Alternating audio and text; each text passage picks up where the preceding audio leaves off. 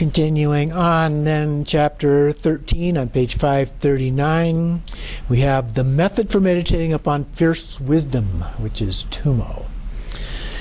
And so in the commentary, it starts with, at the conjunction of the three channels, 4 finger breadths below the navel, is the aspect of fire as atung. Atung is the mark that is on the left-hand side of the so it's basically that long straight line, starts kind of wide and goes down to a narrow point. And it's extremely hot to touch. Visualize that it is the size of a mustard seed. Once stability is gained, the fire blazes to become the size of a thumb, consumes the 3 channels of the body, including all branch channels. Karma and obscurations are incinerated. The pure essences of the white and red nectars descend from the ham in the crown. Meditate that the body is filled with blissful emptiness. Meditating in this way, generating heat is the sacred method for giving rise to the wisdom of bliss and emptiness. Now that method is a little bit different than the way that I learned it, where we didn't obliterate the channels, but the channels continued to exist as a part of that, and the flame would go up through the central channel to melt the ham. And it melted first the red drop, the female drop, which is down at the navel, and then it would go up and then melt the ham and then come down. And then each stage along that path, and he talks more about this later, are the 4 blisses which increase at each level as that happens. And then it can be reversed and gone back up, and so it gets stronger and stronger, and then back down to stronger, and so forth. Under that method, the way he describes it here is a little bit more simple than that. So then the path of liberation, at the bottom of the page, the meditation upon the samadhi of deity appearances and meditation upon the samadhi of empty nature just as it is. So first we have the meditation upon the wisdom deity. Whatever concepts arise are brought into the generation stage. And then through this, all qualities will be accomplished, such as samadhi and so forth. Excuse me. Second, during evenness, the objective appearances and the mind that grasps them are as real. To grasp them as real are indivisible. So completely resting without any distraction in the face of whatever arises allows one to naturally abide within the meaning of indivisibility. And then one must train in the magical nature of appearances, and awareness is naturally liberated as the great perfection. By training in this way, the mind will be able to abide in tranquil stillness, in union with the true seeing that realizes the meaning of non-existence arises. So in the quote from Extensive Wisdom, through tranquil stillness, passions are suppressed. Through sublime true seeing, passions are uprooted. And then from the Bodhisattvacharya Tara, by knowing that the passions will be completely destroyed through true seeing, adorned by tranquil stillness, first tranquil stillness must be realized, so freedom from attachment to the world as well as inspiration toward liberation will be induced. So that just resting in the natural state, so the stillness that the Buddha talked about, the stillness of body, speech, and mind that we've talked about in our classes and so forth. And then through that, the sublime seeing, or the recognition of the true nature of things. Then the last paragraph, same page. The result is that all fully endowed qualities will be temporarily and ultimately accomplished. So both. The explanation of both the upper and lower gateways should be given to individuals whose concepts are fewer and passions coarse. So the upper and lower gateways are basically referring to the channels and the chakras at the heart, the throat, and the head, and the lower ones are the ones at the navel and the secret place, okay? Generally speaking. And then whereas the teachings on the stages of deity, meditation, and non-conceptual nature should be given to those whose concepts are coarse. So basically the upper area is recommended for those that are involved in passion and they really have focus, and then the others, the lower ones, for people that have more non-conceptual kind of a mental focus, so they're not analyzing it and trying to figure it out and so forth. So then in the exposition on the next page, beginning with the way of meditating upon the meaning of empty bliss, the pure white and red vital essences of the male, female mingle at the tip of the Vajra and lotus. And so this is a little bit different, the way I was describing it again, where the red drop goes up to melts the red drop and then they come down together. So then, and through the sound of the supreme secret wisdom of emptiness and the exaltation that occurs through this, their union is offered to invoke deities in the mandala of the secret place. By bringing this vital essence upward with the wind into the channels of the four chakras and mandalas of the deities that naturally abide throughout the entire body, so here we're talking about the mandala of the body, the exaltation of the mind's wisdom nature becomes the experience of great wisdom ecstasy, the offering of indivisible bliss and emptiness. And so in Tantra we often talk about bliss emptiness, or emptiness bliss, hyphenated, if you will, the two together, indivisible. And then the result is that through this merit of immaculate offerings, the 3 Vidyadharas and the 8 great accomplishments are attained.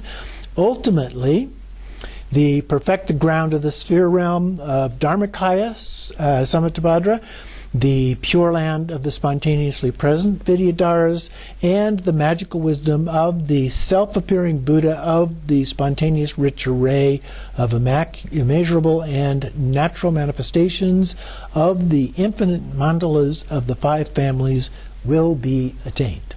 That's quite a mouthful. But all of those things will be ultimately attained. So then he goes on to talk a little bit about clear light. And so oftentimes when we do these practices, like when they're described in the 6 yogas of Naropa, we start off with maybe vase breathing or Vajra purification, Oma Hong purification, and then we go into Tumo, we do the Tumo practices, but then we do from Tumo the 4 blisses or joys, and then we do the 4 empties, and then we get to clear light. So this sequence is a little bit different, a little more abbreviated than that approach.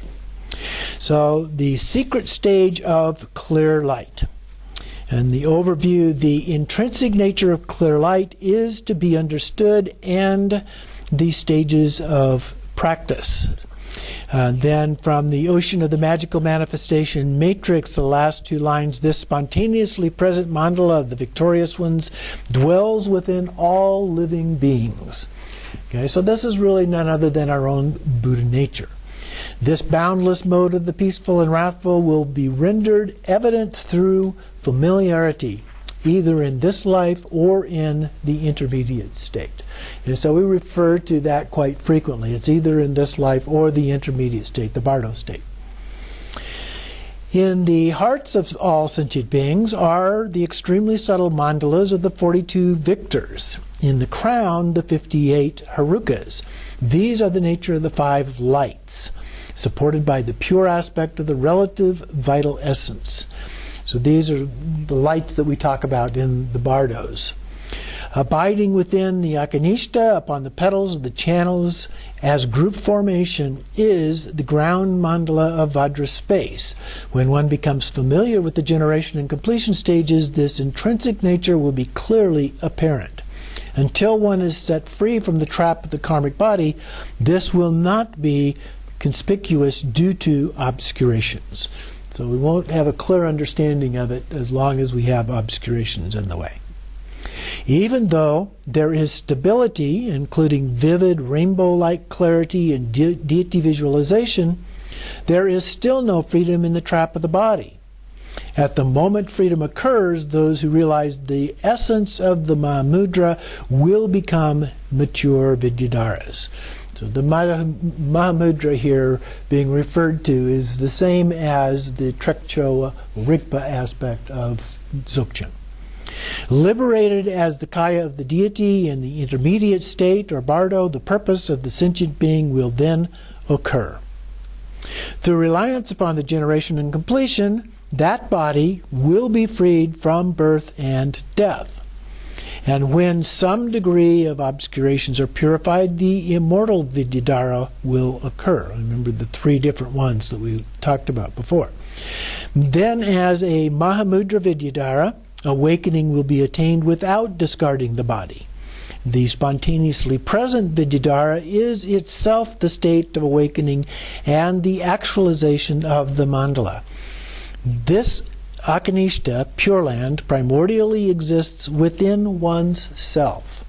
Okay? So it's not a place out there somewhere. It's something in our own mind. So by visualizing the generation and completion, there will be awakening. Aside from this, there exists no other Pure Land of kayas and wisdoms to be discovered or accomplished. So all of these things occur just in our mind. And then in the last line of the quote here, do not look for awakening elsewhere. And we've seen that line or something close to that in a number of different places. So then, in a dark room, comfortably assume the 7-point posture of Arachana and remain motionless. So here he's talking about a dark retreat kind of an approach. We don't actually teach the dark retreat because of several factors. One is that we don't have dark retreat facilities, which are not as easy to accomplish as you might think, in order to not have any light leaking in at all, to have somebody who is going to be there and ready to provide food and drink and those kinds of things, having restroom facilities within the dark room, having somebody who's ready to take care of you when you have a mental breakdown. So there are a number of barriers to doing this particular approach, and for those reasons we don't currently do any of those. Continuing on then, he says, rest the mind without effort or fixation. So the top 543, the commentary, this reveals the three aspects of remaining motionless, body, speech, and mind. And then down about 5 lines from the bottom, that same paragraph, by remaining in this way for 1, 3, or 7 days, signs such as the appearance of smoke and the rest will become apparent. Similarly, after 14, 21 days, or a month, there will be seeing smoke, clouds, mirages, fires, spark, lights, and the sun. Now, many of these are the same things that we see in practice associated with the bardo, which is the dissolution of the elements. And then it moves on into the dissolution of consciousness. So, a very similar kind of thing. In this case, he's talking about it as it might relate in the context of a dark retreat, but very similar kinds of things. And then during this time, persevere in rejecting all outer, inner, and secret activities of body, speech, and mind. And then after the quote, having become familiar with darkness practice, even during the daytime, rest free from thoughts and recollections. Now, the other possibility is that when he talks about darkness practice, he may be talking about just doing it at night. Because some of these practices are described as being done at night, where there are, we usually talk about 4 different sessions, and there is a sequence in which you do that starting at dusk with the sun going down and divide the night into 4 sessions, as opposed to typically it's done as dividing the daytime into 4 sessions.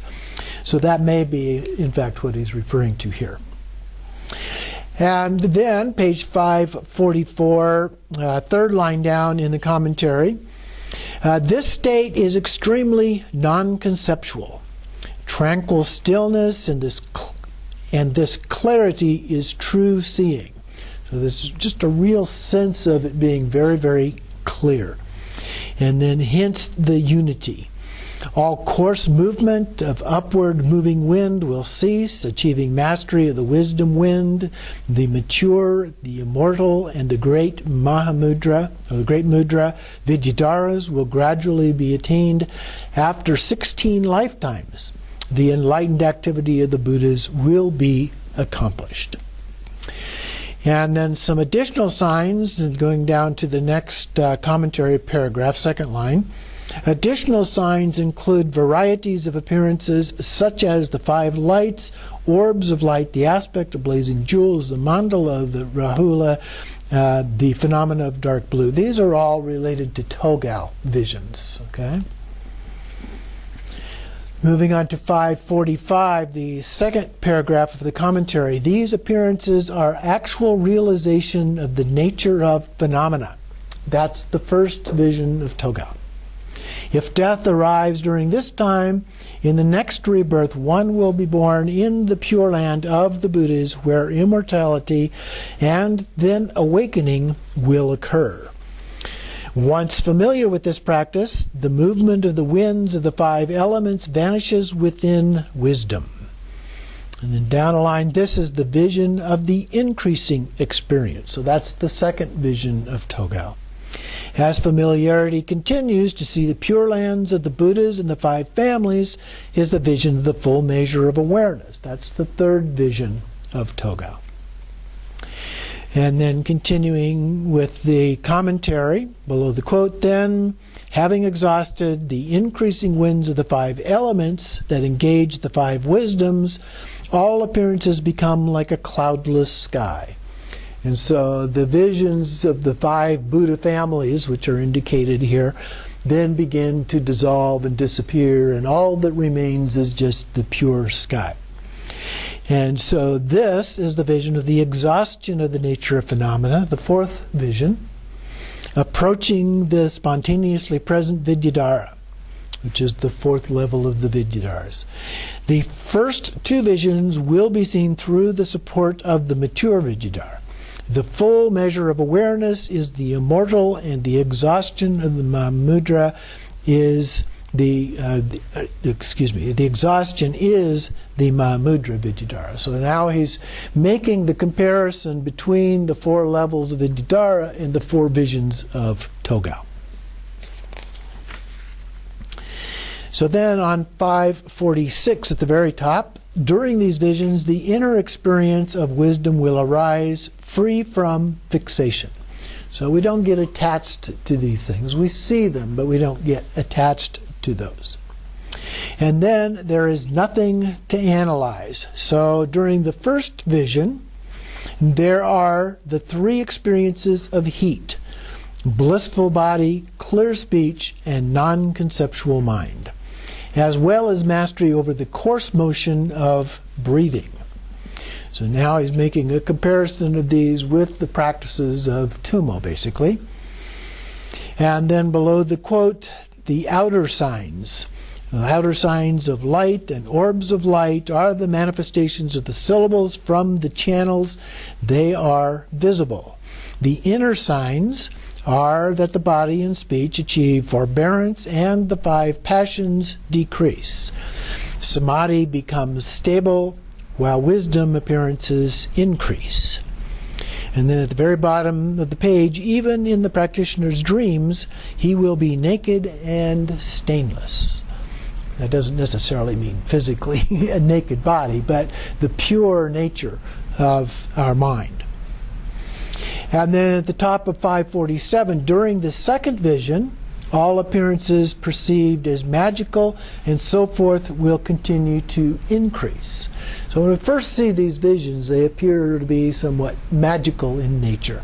And so that then continues with the increase, which is the second vision. And so attachment to hope and aversion to fear will not occur. And then at this time, overwhelming compassion arises for sentient beings. And so samsara will be overcome by immeasurable bodhicitta. Then at this time, immeasurable qualities will be gained. And so at the bottom of the page, at this juncture, The state of immortality will be attained. By seeing even dreams as magical, there will be no fixation toward any phenomena. At this time, there will be significant signs such as the body becoming weightless and movement of the breath going unnoticed. So you just don't notice that you're breathing, which in my experience is kind of the natural state, if you will. Don't normally notice my breathing anyway. Then we have the third vision, that phenomena will appear only as the mandala of deities.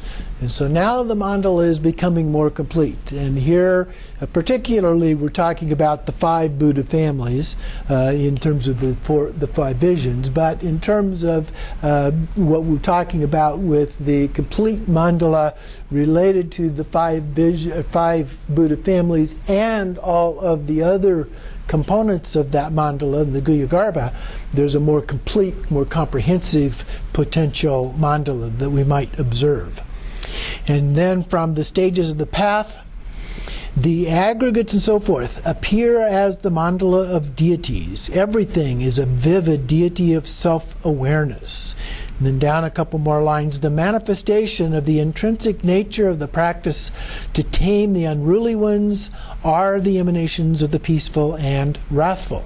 Due to the manifestation of the chakras, mudras, group formations, and mandalas, there are the resultant manifestations. These manifestations and the lucid experiences are the meaning of the practice. And then all of these appearances appear from clear light. And then in the quote, those who are the superiors and the middling have perfected the 6 stages of clairvoyance and the 5 channels and are able to clearly see all continents and countries that they will tame. So we're starting to develop a degree of omniscience here about the possibilities. And then the 5 channels refers to enlightened body, speech, mind qualities and activities with 5 distinctions each as the wisdoms to be attained. So clarity then means that the eyes of the deity, with the eyes of the deity, one is even able to see through solid matter. At this time, dreams will cease. And then at the time of the 4th vision, the freedom from the trap of the body and phenomena, elements are liberated as the Vajra body. And at the top of page 549, effortless and spontaneously present due to previous familiarity. This is due to previous familiarity. And so then down below the 2 quotes here, having perfected the 4 visions, the result is the spontaneous presence of the 3 supreme grounds of Buddhahood. There are 25 qualities. And so now he goes through those 25 qualities in sets of 5. So the first set of 5 are the 5 kayas. So we have the Dharmakaya, Sambhogakaya, Nirmanakaya, Abhisambodhikaya, and Vajrakaya.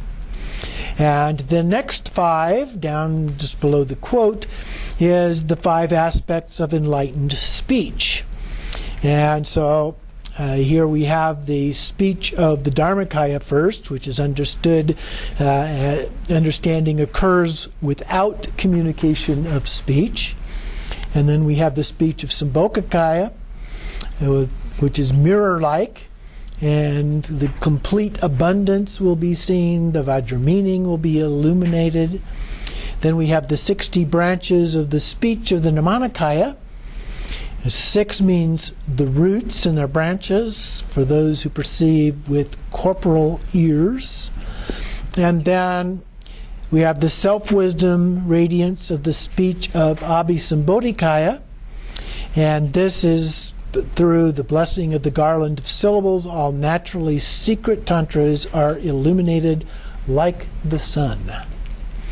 And then we have the inseparable empty sound of the speech of the Vajrakaya, which is to see and hear inseparable sound and emptiness. So here the Sambhogakaya of the self-appearances is subsumed within the Dharmakaya because this is the only field of experience of the Buddhas. So even though we've articulated these 5 different kinds of speech associated with the 5 different kayas, they're all subsumed within the Dharmakaya. Then we have the 5 aspects of enlightened mind. So this is the third of the 5 categories. And so we start with the wisdom of emptiness, which is clear and without substance. And then we have mirror-like wisdom, clear and without concepts. The wisdom of evenness, which is good without good or bad. And then discerning wisdom, does not confuse or mingle general phenomena and their individual characteristics. And then all-accomplishing wisdom effortlessly accomplishes the deeds of self and others. So those are the 5 aspects of enlightened mind. The fourth one then are the 5 qualities of awareness. First, awareness as the all-pervasive space of phenomena, where nature of perfect Pure Land is free of limitations. And then continuing on the next page, awareness appears as the celestial palace. Awareness appears as clear light. Awareness appears as the throne. And awareness appears as the ornaments. So those 5. And then finally we have the 5th set of 5, the 5 enlightened activities, which we've seen before. And so we have pacifying, enriching, magnetizing, and he calls it wrathful, but a lot of versions say subduing. And then spontaneously present deeds concerning the welfare of beings. So this is great compassion, and in some forms it is described as teaching. So then below the quote there at the top of 553, we have the 4 visions are extremely secret, obscure, and hidden throughout this Tantra. So these things are things that he has been able to pull out through his own insight into the Tantra, rather than things that are specifically articulated in the Tantra itself. And so he notes that he has explained this according to Padmasambhava's writings, called The Precious Torch of Clear Light. And so then he adds a little bit according to the writings of Vimalamitra. And so then he says, for those of dull faculties, they are liberated in the intermediate state as a mature Vidyadhara. By abiding without distraction in generation stage mandala of deities and the unelaborated stage of completion, they will awaken as a wisdom deity in the intermediate state. Those who have not matured should focus their mind on the clear light in the heart, becoming an orb of light that transfers to a Pure Land, together with the wind of the sun and the moon. And then the next life, mature or the immortal Vidyadhara, will be attained. Thereafter, awakening will occur in Pure Lands. He goes on then, when the peaceful and wrathful mandalas arise in the intermediate state, by recognize them as one's nature, which is the typical description of what we're told to do in the recognizing the various appearances that happen in the experience of the bardo, this too will bring liberation. By attaining the Mahamudra and the spontaneously present states of Vidyadharahood, it is certain that liberation will occur at that moment. Okay? So we're told in various sources that during the bardos, if we recognize that those appearances are our own mind, we will become liberated at that time.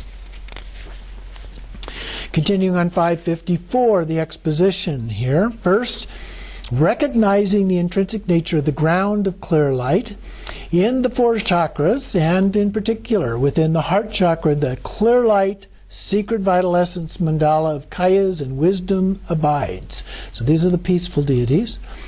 This is the abode of the spontaneously present nature of the space of phenomena as the arrangement of the Yakanishta rich array. This is the primordial, spontaneously present nature of all the Buddhas. And that is the basis for the actual appearances of the Sambhogakaya and Nirmanakaya. Second, recognizing the path of wisdom appearances. Having meditated upon such a mandala, the objective appearances of this samadhi are perceived as the intrinsic nature of 10 signs, such as lights, orbs of light, and so forth. So that list of things that we looked at previously.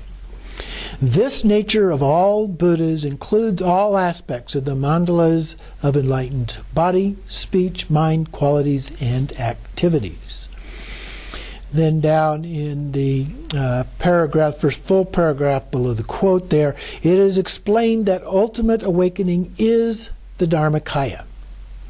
The face of the Buddha will be seen through familiarity with the meaning of the unborn samadhi that knows the mind's nature to be the original Buddha is the most supreme and sacred phenomena of all, the meditation upon the ultimate fundamental nature. At the very bottom of the page, when meditating in this way, one abides in the natural mandala and the mandala generated through samadhi. This meditation's nature is the spontaneous presence of the great wisdom mandala of the prajna stage of completion. And then when self-appearances become the Pure Land of the 5 families, in the outer and inner channels and chakras, all mandalas of the individual deity, without exception, are complete as the ornaments of wisdom awareness. Then there comes to be the magnificence of 1,000 qualities and so forth. Then, when fixation upon all of this is exhausted, the intrinsic nature of the grounds and paths reaches the primordial pure exhaustion of the nature of phenomena. The result is that from the indivisible union of the mandala of the Sambhogakaya and Dharmakaya, all mandalas of the compassionate Nirmanakaya fully emerge as great spontaneous presence. And then one becomes a protector. All beings are tamed, although appearing the individual object to be liberated and the actual Nirmanakaya subject who liberates are non-existent. And they are engaged as a reflection, like magic, or a reflection of the moon in water. Continuing on 556, there's a synopsis here. Phenomena primordially abide as the perfected mandala of kayas and wisdom. Understanding this through hearing, contemplation, and meditating, the result is enlightened activity with great compassion of self-originating wisdom.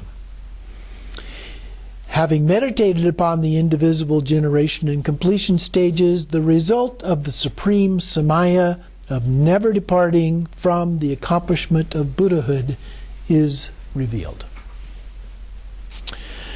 So how is this more sublime than the other vehicles? And so this is divided into 3 parts. First, the greatness of the practitioner. So here, whoever shows even a slight interest in this vehicle will become known as a close heir of this superb secret doctrine. The mandalas of the Buddhas are revered and swiftly attained in their mind stream. Similarly, hearers, solitary realizers, and bodhisattvas of the causal vehicle are not close heirs, because this wisdom, the intent of the Buddhas, is not their field of experience. So this goes beyond the range of the kind of things that are taught within those lineages of the tradition. And so this is completely beyond anything that they would experience. Then at the top of 557, the greatness of the path of practice. So this is the second category. Down about 6 lines from the secret mantra, Ati Yoga is the resultant goal of practicing and revering all outer and inner mandalas without exception. In order to attain enlightenment, everything depends upon this path. I'm talking about Ati Yoga here, Dzogchen. And then down, starting about 3 more lines down in the next paragraph, the victorious ones, and a couple more lines down, have spontaneously perfected the 5 kayas by attaining this path. All the Buddhas traverse this path and no other. even the causal vehicle is traversed, the resultant vehicle will then be entered because awakening occurs through the resultant vehicle. So the resultant vehicle is highest Yoga Tantra. And then all practitioners of the past, present, and future will achieve the ground of awakening as spontaneously present Vidyadharas through this path. Continuing on page 558, second line, Adi Yoga holds the Upadesha of the great, or the definitive great secret that actualizes the result mentioned even in the lower vehicles. The result is taken as the path, the indwelling Buddha nature is actualized. In Dzogchen, we take the view as the path, and as the result, they're all the same. Okay? And then the third category of the superiority is that there is no path superior to this. So starting down on the fifth line, even the slightest glimpse of another, swifter, secret, definitive path has never existed. There is no doctrine superior to this. If there were, then it is certain that the Buddhas would have discovered it. Skipping a couple of lines, the meaning of taking the resultant secret mantra path implies that the minds and faculties of beings are primordially awakened. So we all have that innate, inherent awakening, Buddha nature. Continuing on the next page then, just below the quote at the very top, one may wonder, if this is already the result, then why practice the generation and completion stages? Hey, we've already got full enlightenment, right? So why practice? Although this is the abiding nature, it is established as the result from the perspective of being the ultimate destination. Since this nature is temporarily obstructed by ignorance, it is perceived incorrectly. Once obstructions are purified, deluded perceptions will be suddenly reversed. So it's there in its very pure state, but it is also obstructed. And because we have this fundamental ignorance about that true nature, then we can't just rely on it by itself. So we need to do the generation and completion stage practices to overcome those obscurations. Continuing on, then, the recipients to whom this is entrusted. First, we have the fortunate recipient, and these are those among the three inner vehicles. This Tantra of the secret, the natural secret essence, is supremely exalted and astonishingly supreme. And then down a few lines, when meditating upon this genuine truth, all those with the eyes of prajna must constantly engage in this noble training and sustain this. So we need to make this a regular practice all the time. It's not just something that you can do for 20 minutes in the morning each day. It's something that you engage in throughout everything, day and night. Next we have the suitable recipients. And so we must never fear great waves of the profound meaning. With a noble and virtuous mind that takes interest, those who abandon non-virtue and have stable faith are the ones to entrust with this doctrine. In addition, they must be able to give up their own body and abundance of wealth to the direction of the Lama and the Dharma. If so, the entire transmission should be completely given to them. And then in that quote, the last two lines, having no doubt about one's path, always remain firm like a mountain. And then the paragraph immediately below that starts with the word second. Unfortunate ones who this should not be entrusted to, those who are unsuitable will either fail to understand or misinterpret it. This doctrine must never be transmitted to others who break vows and samaya, who lack the approach accomplishment of the two accumulations, or to those who are fearful toward the view. Skipping a couple lines, those who are deluded concerning the genuine meaning lack the fortune to understand it, lack the peacefulness, and have no control over their three doors. Hence, they are inclined to engage in non-virtue, such as exposing secret teachings. If this secret doctrine is given to them, the giver will be punished by the dakinis and oath-bound protectors and experience an untimely conclusion to their life. And so then he gives another synopsis over on the last page, 561. And down at the very bottom of that, the essential upadesha that allows Buddhahood to occur in a single lifetime and is to be kept extremely secret from those of the lower vehicles. So that concludes chapter 13.